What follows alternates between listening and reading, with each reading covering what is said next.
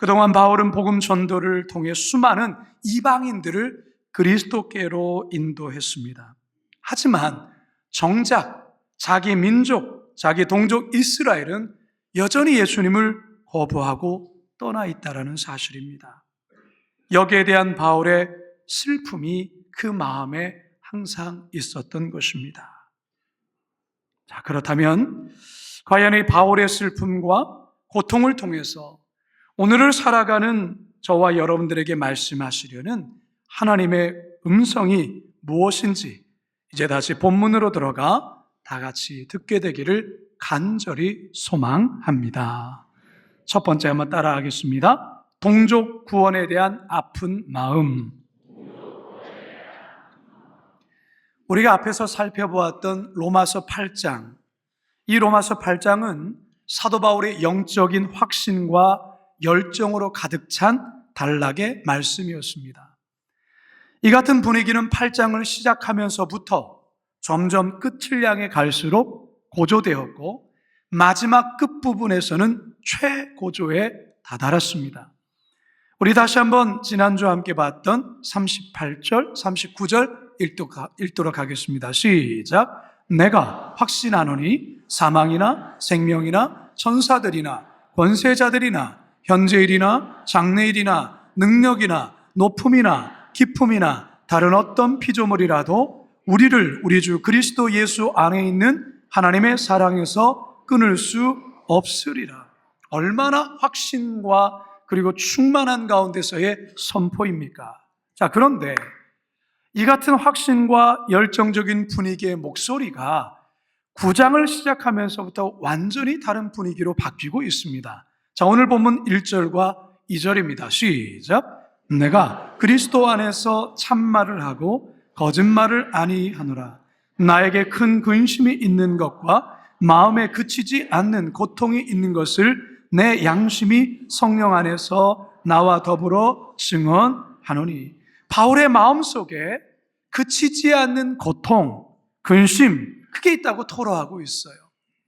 근심으로 번역한 헬라 루페는 단순한 감정적인 차원에서의 근심 정도가 아니라 매우 깊고 심각한 내적인 고통을 나타내는 단어인데 고뇌라는 것으로 표현한 게 더 적절할 듯 싶습니다.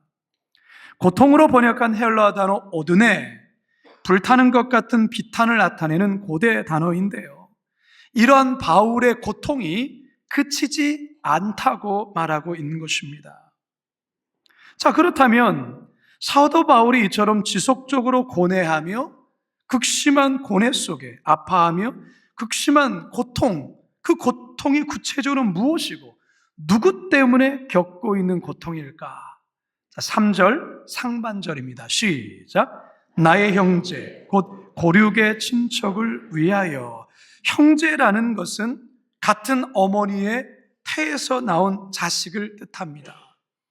고륙의 친척이라는 표현, 이것을 보면 분명 바울의 동족 이스라엘과 관계된 것임을 우리는 명확히 알 수가 있습니다. 그러면 이스라엘의 무엇이 바울에게 그토록 큰 슬픔과 끊임없는 고통을 안겨다 준 걸까? 10장 1절을 읽습니다. 시작. 형제들아, 내 마음에 원하는 바와 하나님께 구하는 바는 이스라엘을 위함이니 곧 그들로 구원을 받게 함이라. 동족 이스라엘의 구원에 대한 아픈 마음이 있다라는 거예요. 동족 이스라엘의 구원에 대해 바울이 왜 아파하는 걸까? 그 이유는 유대인들 스스로가 눈앞에 놓인 구원을 발로 걷어차고 있기 때문에 그렇습니다. 유대인들은 예수님을 메시아로 인정하지 않습니다. 자신들은 아브라함 때부터 이미 선택받은 선민이고 율법을 가지고 있기 때문에 율법을 잘 지켜 구원을 받는다 생각했던 것이죠. 그러면서 율법 없는 이방인들을 저주하고 천시했습니다.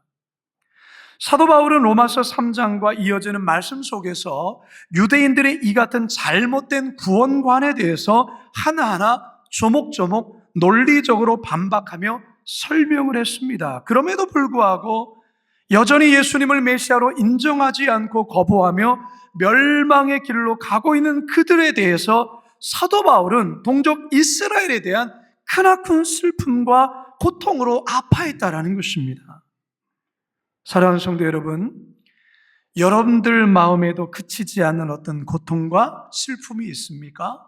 과연 그것이 무엇입니까?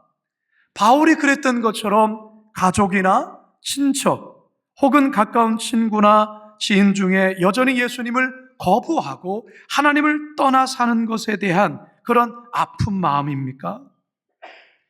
지난 추석 명절 때 우리 교회에서 열심히 봉사도 하고 공동체를 잘 섬기시는 젊은 집사님 부부가 고향집으로 내려간다면서 저와 제 아내에게 카톡으로 장문의 문자를 보내오셨어요.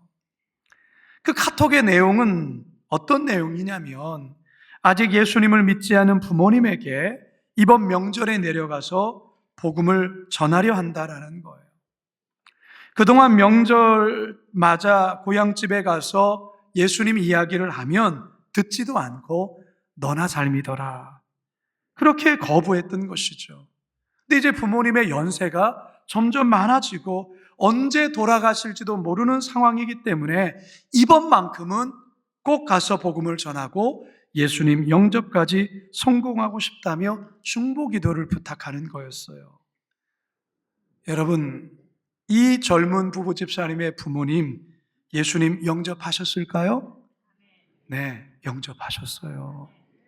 얼마나 감사했는지 몰라요.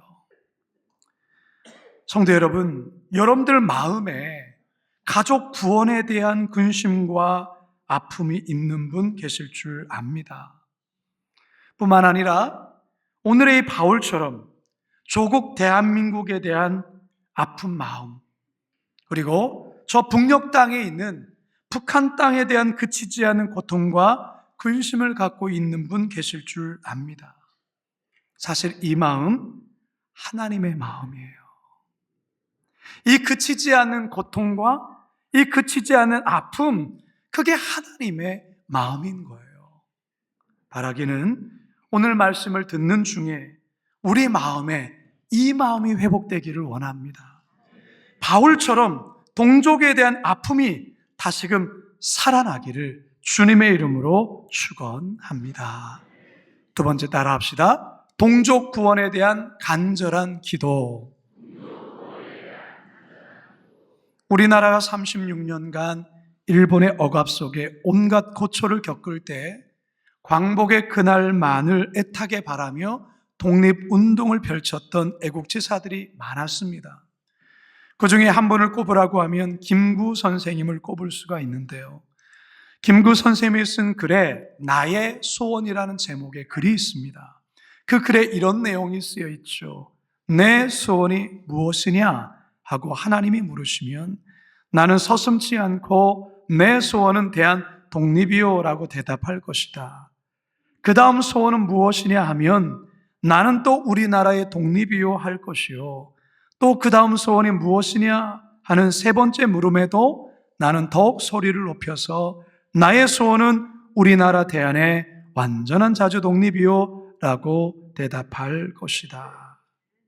광복을 그토록 바라는 김구 선생님의 그 절절한 마음이 이 글 속에 또한 담겨 있고 또 우리 또한 느껴지지 않습니까?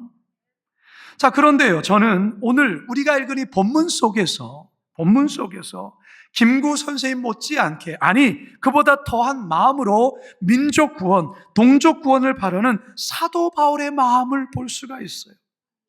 그래서 이 김구 선생님의 나의 소원의 글을 잠시 빌려서 이렇게 바울 버전으로 바꾸어 보았어요. 내 소원이 무엇이냐 하고 하나님이 물으시면 나는 서슴지 않고 내 소원은 동족 구원이요 라고 대답할 것이다. 그 다음 소원은 무엇이냐 하면 나는 또 동족 이스라엘의 구원이요 할 것이요.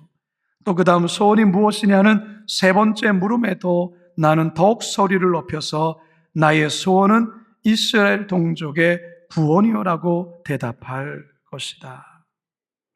오늘 우리가 읽은 본문에서 사도 바울은 동족 이스라엘의 구원에 대한 너무나도 간절하고 너무나도 절박한 마음으로 이렇게 기도를 합니다. 3절 함께 읽습니다. 시작.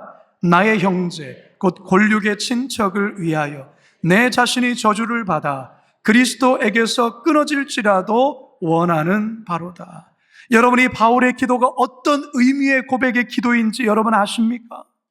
바울은 지금 내 동족, 내 형제, 내 이스라엘이 구원을 받기만 한다면 지금이라도 당장 저주를 받았어. 그리스도께서 끊어져도 괜찮다고 그렇게 고백하고 있는 기도예요.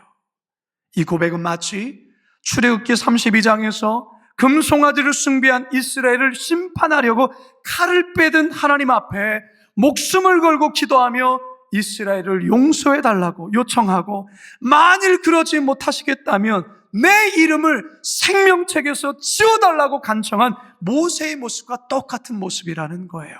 출애굽기 32장 32절 시작. 그러나 이제 그들의 죄를 사하시옵소서. 그렇지 아니하시오면 원하건대 주께서 기록하신 책에서 내 이름을 지워버려 주옵소서. 여러분도 삶 속에서 여러분의 신앙의 여정에서 이런 기도 해본 적이 있습니까? 여러분 어떻게 이런 엄청난 고백의 기도를 드릴 수 있을까요? 어떻게 이게 가능할까요? 그 이유는 동족에 대한 그치지 않은 고통과 근심이 있기 때문이에요. 다시 말해서 동족에 대한 깊은 그 사랑, 말로 다 할 수 없는 절절한 사랑이 있기 때문에 이런 기도를 할 수 있는 거예요.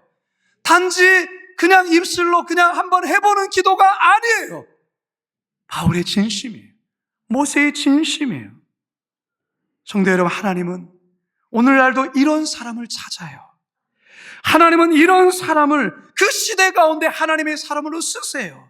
결국 이런 사람을 통하여 하나님은 나라를 살리고 민족을 살리고 교회를 살리시는 거예요. 에스겔서 22장 30절입니다. 시작. 이 땅을 위하여 성을 쌓으며 성 무너진 데를 막아서서 나로 하여금 멸하지 못하게 할 사람을 내가 그 가운데서 찾다가 찾지 못하였으므로. 성도 여러분, 저와 여러분들이요, 이 바울의 마음으로 이 나라를 위해, 이 민족을 위해, 그리고 가정을 위해, 그리고 성도들을 위해, 목회자들을 위해 기도해야 됩니다. 사랑하는 성도 여러분, 이런 국가적인 어려운 상황에서 우리 그리스도인들이 해야 될 것이 무엇이라 생각합니까? 왜 하나님께서 오늘 이 본문의 말씀을 우리에게 주셨다고 생각하십니까? 저는 오늘 설교를 준비하면서 이 말씀을 왜 이때에 하나님께서 주시는가 그렇게 고민하고 묵상하며 하나님께 주신 이 본문의 말씀을 갖고 설교를 준비했어요. 하나님께서 저에게 주시는 마음은 바울과 같은 심정으로 지금 이 나라를 위하여, 민족을 위해 깨어 간절히 기도해야 된다라는 절박한 마음을 주셨어요.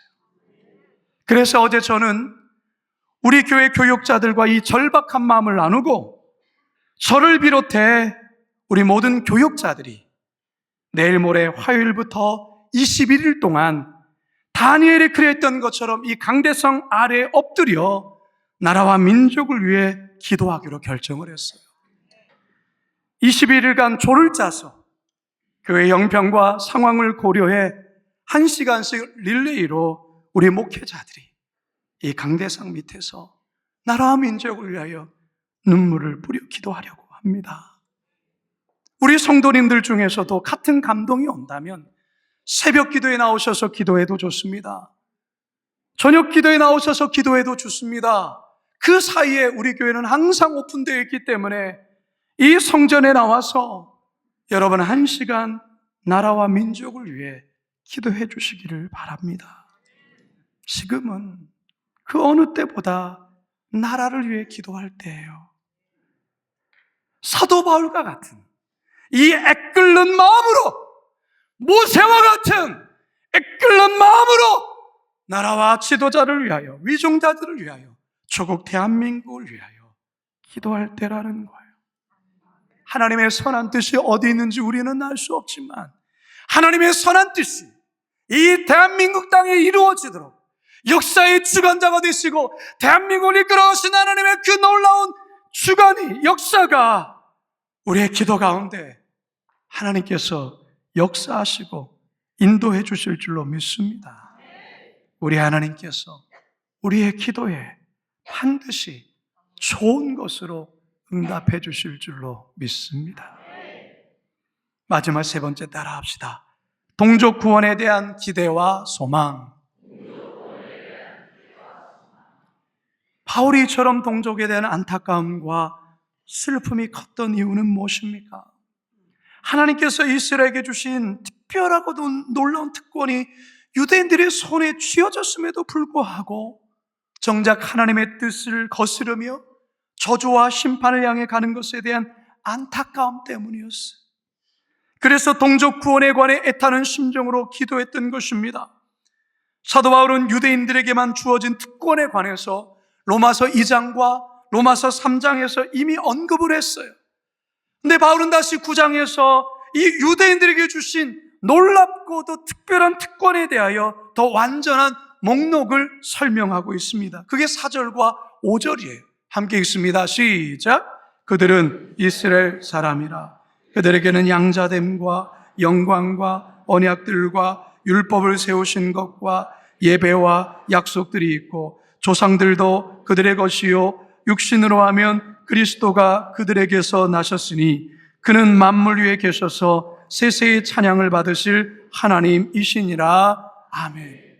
이스라엘 민족만이 갖고 있는 특권, 8가지 특권이 있음을 소개하고 있어요. 첫째는 양자됨이에요. 둘째는 영광이에요. 셋째는 언약이고 넷째는 율법이에요. 다섯째는 하나님을 예배하는 특권이에요. 여섯째는 하나님의 약속이요. 일곱째는 그의 선조들을 하나님이 택한 것이라는 것이요. 그리고 마지막 8번째는 하나님의 아들 메시아 그리스도가 이스라엘에게서 나셨다라는 거예요. 여러분, 어느 민족이 역사 가운데 하나님으로부터 이러한 놀랍고도 특별한 특권을 받은 그러한 민족이 어디 있었습니까? 없었어요. 그런 나라 없었어요. 그래서 모세도 이러한 사실을 이렇게 신명기를 통해서 이야기했어요. 신명기 33장입니다. 시작. 이스라엘이여, 너는 행복한 사람이로다. 여호와의 구원을 너같이 얻은 백성이 누구냐? 그는 너를 돕는 방패시요 내 영광의 칼이시로다. 내 대적이 내게 복종하리니 내가 그들의 높은 것을 밟으리로다. 그러나 사도 바울의 안타까움과 눈물은 뭡니까? 이처럼 놀라운 8가지의 특권과 축복을 받은 민족임에도 불구하고 하나님의 아들 예수 그리스도를 십자가 못 박아 죽여버렸어요. 구원에서 이탈된 민족이 되어버렸다라는 거예요. 여기에 사도 바울이 같은 동족에 대한 아픔과 슬픔과 고통이 그 마음속에 있는 거예요. 그래서 눈물 흘리는 것입니다. 그런데 여러분, 오늘 말씀에 기가 막힌 말씀이 담겨 있어요. 오늘 본문을 가만히 자세히 들여다보면 오늘의 본문은 바울의 안타까움과 슬픔으로 끝나지 않아요. 오늘 본문 마지막 끝부분을 보면 찬양으로 끝나고 있어요. 끝부분에 바울은 동족 구원에 대한 여전한 소망과 기대가 있음을 찬양으로 마무리하고 있다는 거예요. 5절만 다시 한번 읽겠습니다. 시작. 조상들도 그들의 것이요 육신으로 하면 그리스도가 그들에게서 나셨으니 그는 만물 위에 계셔서 세세 찬양 받으실 하나님이시니라. 아멘. 사랑하는 성도 여러분, 바울은 동족 이스라엘의 현실만을 보며 푸념하고 안타까워하는 것만이 아니에요. 그 현실을 넘어 하나님을 바라보고 있어요. 예수 그리스도를 바라보고 있다, 그 말이에요. 그리고 찬양하고 있습니다. 성도 여러분, 우리가 해야 될 것이 바로 이것입니다. 다윗 또한 시편을 통해서 이런 고백을 했어요. 시편 108편 1절 4절입니다. 시작. 하나님이여, 내 마음이 정하였사오니 내가 노래하며 나의 마음을 다하여 찬양하리로다. 비파야 수구마 깰지어다. 내가 새벽을 깨우리로다. 여호와여, 내가 만민 중에서 주께 감사하고 문나라 중에서 주를 찬양하오리니 주의 인자하심이 하늘보다 높으시며 주의 진실은 궁창에까지 이르나이다. 사도 바울은 절대로 동족 구원에 대해 절망으로만 생각하고 절망으로 끝나지 않고 있어요. 바울은 여전히 기대와 소망을 가지고 있어요. 그 이유를 11장에 가서는 이렇게 좀 더 명확하게 밝히고 있죠. 11장 1절입니다. 시작. 그러므로 내가 말하노니 하나님이 자기 백성을 버리셨느냐? 그럴 수 없느니라. 나도 이스라엘인이요 아브라함의 씨에서 난 자요 베냐민 지파라. 성도 여러분, 우리들도 그렇습니다.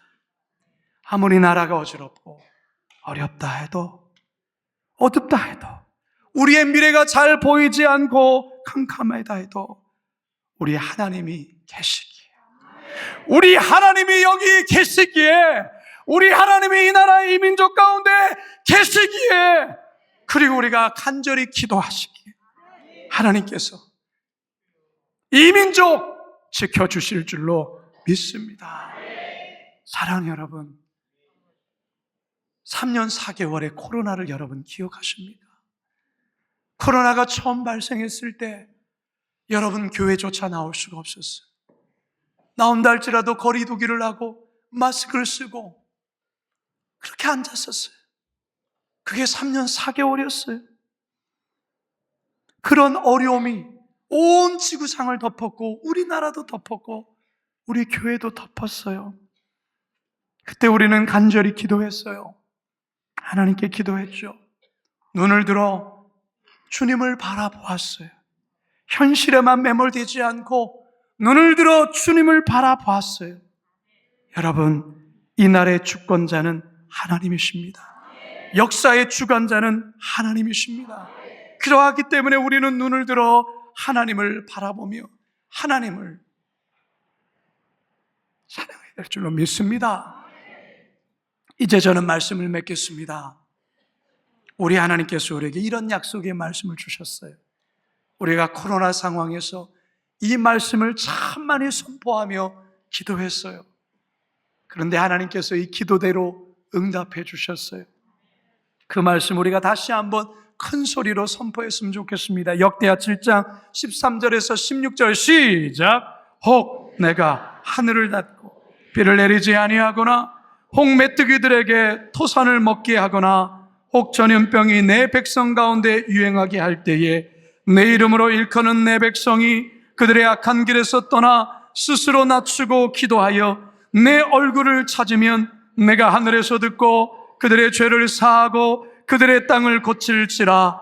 이제 이곳에 사는 기도에 내가 눈을 들고 귀를 기울이니 이는 내가 이미 이 성전을 택하고 거룩하게 하여 내 이름을 여기에 영원히 있게 하였음이라. 내 눈과 내 마음이 항상 여기에 있으리라. 아멘. 디모데전서 2장 8절도 함께 읽습니다. 시작. 그러므로 각 처에서 남자들이 분노와 다툼이 없이 거룩한 손을 들어 기도하기를 원하노라. 아멘. 하나님께서 저와 여러분을 사랑하십니다. 하나님께서 이 나라 이 민족 사랑하십니다. 따라서 하나님이 사랑하시는 이 나라 이 민족 위에 아픈 마음으로 이 한 주간 기도할 수 있기를 바랍니다. 우리의 시선을 하나님의 약속에 두면서 기대와 소망을 가지고 하나님께 찬양하며 나아갈 수 있기를 바랍니다. 그래야 할 때 우리 하나님 이 나라 구원하시고 새롭게 하나님의 질서 가운데 역사하여 주실 줄로 믿습니다. 변화시켜 주실 줄로 믿습니다. 이 믿음으로 이 한 주간 함께 기도함으로, 함께 아픈 마음과 함께 눈물로 기도하심으로 살아가시는 저와 여러분 모두가 되시길 주님의 이름으로 축원합니다.